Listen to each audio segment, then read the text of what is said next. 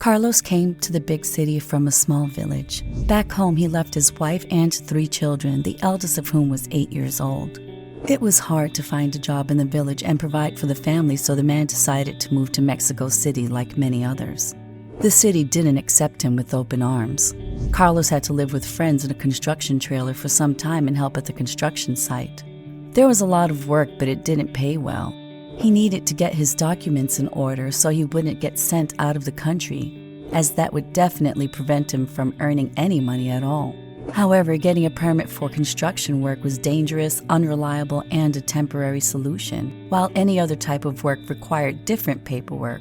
Therefore, Carlos started looking for a job he could do for at least a year in order to work officially. In search of a better job, the man stumbled upon an ad looking for waiters to work at a local restaurant. He wore a suit to the interview, as he believed that was the only appropriate kind of attire for the occasion. The owner of the restaurant personally talked to each candidate, and when he saw the small-town man, he couldn't resist making a joke.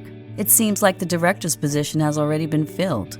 We're looking for waiters and you're wearing a suit." At that moment, Carlos felt out of place and thought he didn't have a chance at getting the job. The poor man simply wanted to look his best to impress the director. "You have an expensive restaurant, so I dressed up out of respect." The young man quickly came up with an appropriate answer. That day, Carlos got the job. The owner talked to him for a long time, and then he voiced the salary that he was willing to pay and even promised to pay for the work permit. There was a lot of work, both day and night. The restaurant was in a good neighborhood and was rather popular. The waiter's duties didn't just include serving the customers, but also cleaning the hall and helping the chefs in the kitchen. The owner turned out to be very demanding, always finding something to complain about, and taking away most of the tips. Carlos was afraid of losing his job, so he diligently performed all of his duties and agreed to the proposed salary. When no one was around, Carlos liked to hum something under his breath. He sang while doing his job to make the time go faster. One day, another waiter caught him singing and joined in. Then he complimented Carlos on his talent and said, "You should take part in some singing contest. Have you ever done anything like that?" "I'm not a professional singer," Carlos replied. He didn't have a music education and only sang to himself when no one was watching. Therefore, Carlos didn't take his friend's suggestions seriously, believing that he simply wanted to make him feel good about himself. They often chatted after their shift was over, supporting and encouraging each other. Singing songs isn't the same as serving food. The partner didn't give up. "Don't tell me that you never dreamed of being famous." "Well, who doesn't dream about that?" Carlos smiled in response. "But someone still has to serve the food." The man shrugged, sadly realizing that every person has their own dreams, but unfortunately they aren't often destined to come true. One day, a wedding was held at the restaurant. There was a lot of work and many important guests. The staff spent the entire day running around trying to please everyone. Meanwhile, the owner tried to stay in control of everything because he didn't want to get bad reviews. He was worried about his reputation, so he basically followed the guests around, trying to figure out if they were happy with everything. The servers were exhausted. They could barely keep it together and couldn't wait for the celebration to be over. And then the electricity went out, which felt like a gift from heaven. It turned out that there was a problem on the power line and it was unknown when it would be repaired. The neighborhood could remain without electricity until morning. The staff was already rubbing their hands, thinking that the guests would sit in the dark for a bit, get bored, and start leaving before the celebration was supposed to be over. But the owner couldn't allow the wedding to be spoiled by such a nuisance, so he ordered the staff to bring out the candles, while the host made sure everyone was still having fun. Fortunately, the microphone worked on batteries. At first, the guests were quite happy. They even seemed to like the unusual atmosphere, but the lack of music to dance to was a problem. That's when Carlos's friend said, "Come on, this is your chance. That's what you dreamed about." "I should check in with the boss first, and he's unlikely to allow me to perform," the man replied. He looked uncertain, but he still tried to find the restaurant owner. "The boss went out to get another batch of candles," his friend said. "Don't be afraid, he won't even know. Just go for it." He continued to push Carlos. Eventually, Carlos did approach the host and offered to sing. The waiter took the microphone and some weak applause of support came from the guests. Apparently, they didn't expect anything special from him. But when the guests heard the young waiter's enchanting voice, which sounded simply amazing, even though there was no music, they simply froze in surprise. The guests liked Carlos's singing so much that they perked up noticeably and asked him to continue his performance. The waiter sang several songs and people gave him a standing ovation.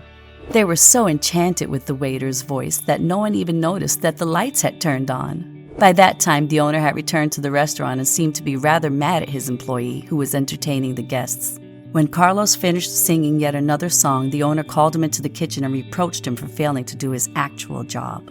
When Carlos returned to his waiter duties and brought new dishes to the table, a woman called out to him.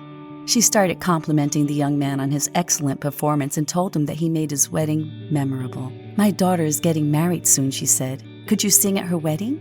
We were just looking for a performer." Carlos was visibly taken aback. It was one thing to sing impromptu without preparing. He didn't feel the pressure of responsibility. But singing for money was something completely different. And the woman offered to pay a lot. She voiced the fee as soon as she saw that the waiter was in no rush to accept her offer.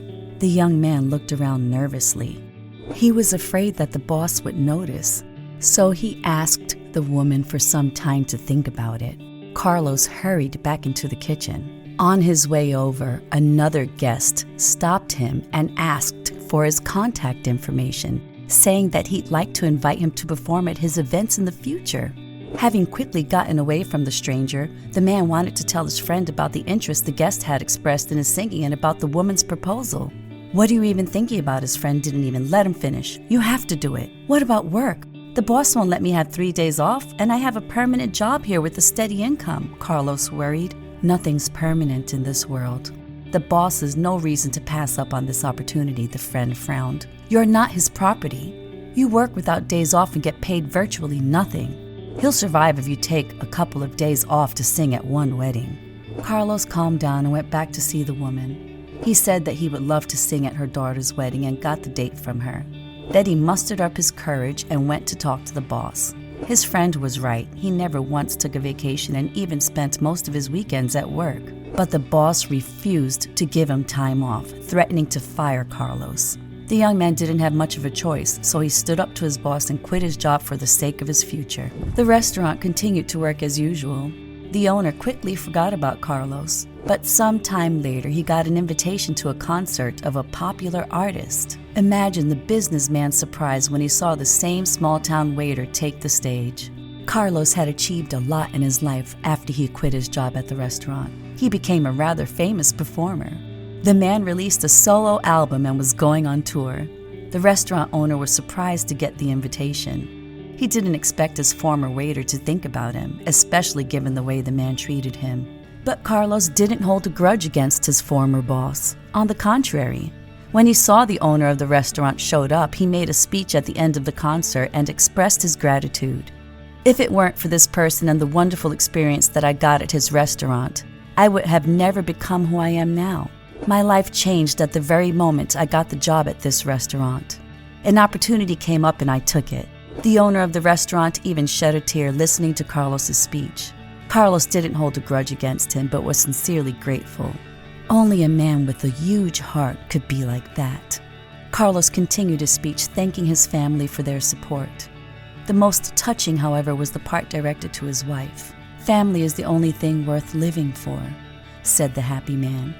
"Take care of your loved ones when they are near, and even if you are separated by hundreds of kilometers. My wife taught me to love, and this love extends to everyone. When you see the good in every person, you understand that life is beautiful. My wife supported me in everything, sacrificed herself so that I could do my thing. She loved me when I was at my worst. Now finally I can provide her with a shoulder to lean on. Thank you, dear. Seeing the good in everyone is one thing every person needs to learn to do."